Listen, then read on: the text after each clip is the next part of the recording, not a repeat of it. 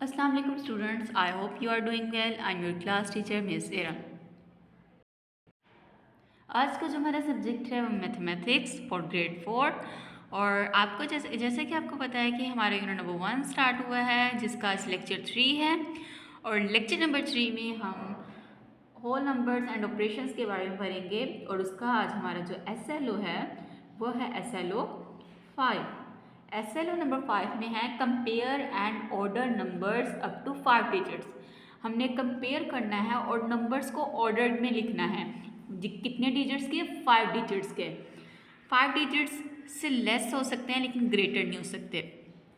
तो हम 5 डिजिट्स के बारे में पढ़ेंगे, मतलब कि उनको असेंडिंग ऑर्डर और डिसेंडिंग ऑर्डर में लिखेंगे। सबसे पहले आपने उन वैल्यूज़ को कंपेयर करना है, कौन सी वैल्यू बड़ी है कौन सी वैल्यू छोटी है। तो आपने उसको कंपेयर करके फिर उसको ऑर्डर में लिखना है। तो स्टार्ट करते हैं।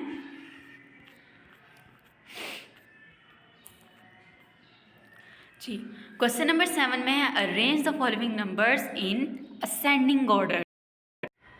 जी स्टूडेंट्स, तो आपने असेंडिंग ऑर्डर में इसको अरेंज करना है। असेंडिंग ऑर्डर का क्या मतलब होता है? असेंडिंग ऑर्डर का मतलब होता है कि आपने इन वैल्यूज़ को छोटे से बड़े की तरफ लिखना है।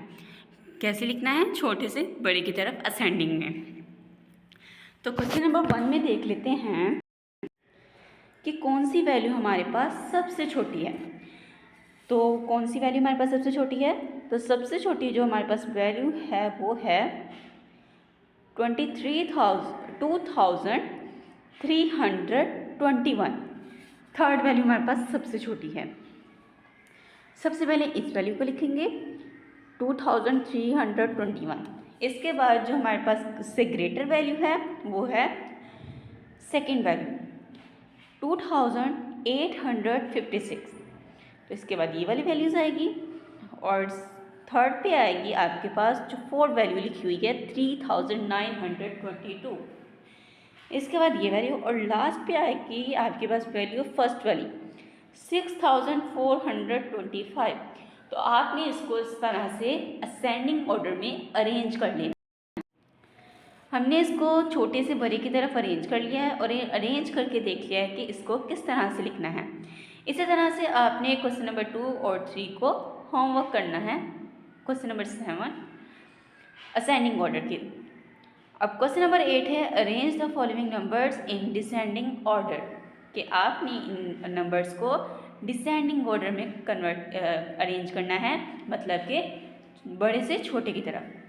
डिसेंडिंग का मतलब है बड़े से छोटे की तरफ हमें लिखना है।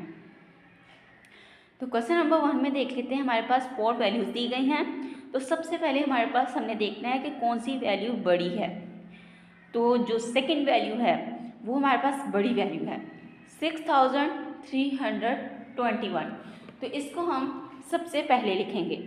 सेकंड वैल्यू पे हम लिखेंगे फर्स्ट वाली वैल्यू 5621, क्योंकि ये सेकंड वैल्यू से छोटी है। तो फर्स्ट वैल्यू हम 6000 वाली लिखेंगे और सेकंड वैल्यू 5000 वाली। इसी तरह से जो हम थर्ड वैल्यू लिखेंगे जो 5000 से छोटी है वो है फोर्थ वाली वैल्यू 4586। इसको हम थर्ड पे लिखेंगे। और जो लास्ट वैल्यू हमारे पास सबसे स्मॉलेस्ट है वो है 2561। इसको हमने कर लिया है डिसेंडिंग ऑर्डर में और इसको इसी तरह से हमने अरेंज करके लिखना है।